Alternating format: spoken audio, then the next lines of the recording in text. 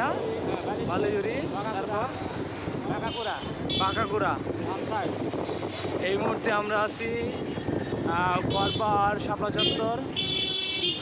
ওই তো শাপলা দেখা যাচ্ছে, শাপলা চত্বর।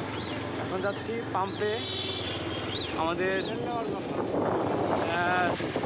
রুবেল ভাইয়ের পাম্পে।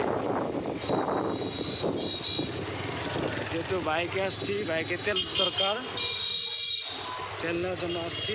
এই মধ্যে আমরা তেল গ্রহণ করব। এলো আমার মামা, সাদা শার্ট পরা রিপন মামা, যত সব আকামের ঢেকি,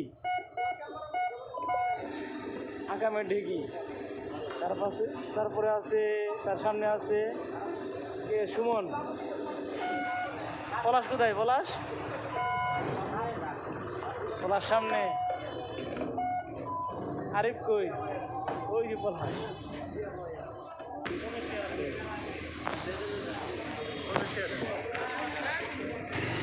আরো আমাদের সাথে যুক্ত আছে আমিরুল ইসলাম টাইগার।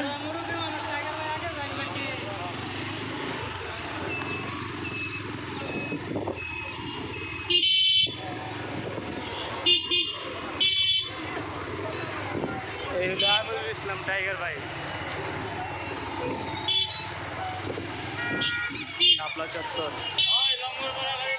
অনেক ভিড়। এই জায়গায় সব অটো রিক্সার ভিড়।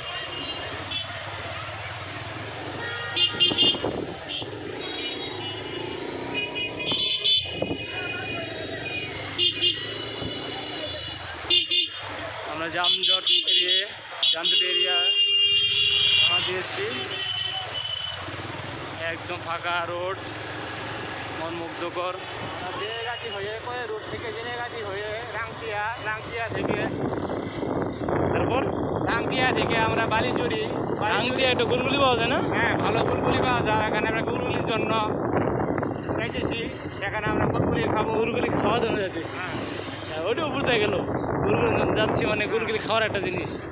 তারপরে আমরা উপজাতিদের ভালো চা পাওয়া যায়, এখানে আমরা চায়ের জন্য যাচ্ছি। এখানে চা পান করার জন্য সবাই মিলে চা পান করবো। এই যে পলাশ আসছে, আরিফ আছে, আর কই আমার মামা কইস? হ্যাঁ, আমার অজস্র বদমাশি, মেজাজি এবং যত সব মানে ক্রিয়েটিভ, মানে সব হবে ক্রিয়েটিভ বদমাশি মামা সুমনের সাথে আছে, একটা ভদ্রলোকের সাথে আছে। যদি ভদ্র হয় এইভাবে এই সুযোগে। এটা হলো কি ধান মারাই মেশিন, ধান মারা না তো বোম মেশিন বলে আমাদের ভাষায়। বোম ধান ছাঁটাই করে।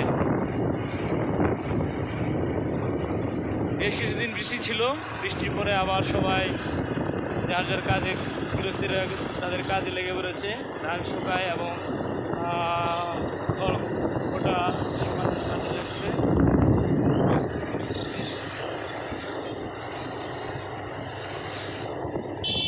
ওয়েদারটা অনেক ভালো, সুন্দর, আরামদায়ক।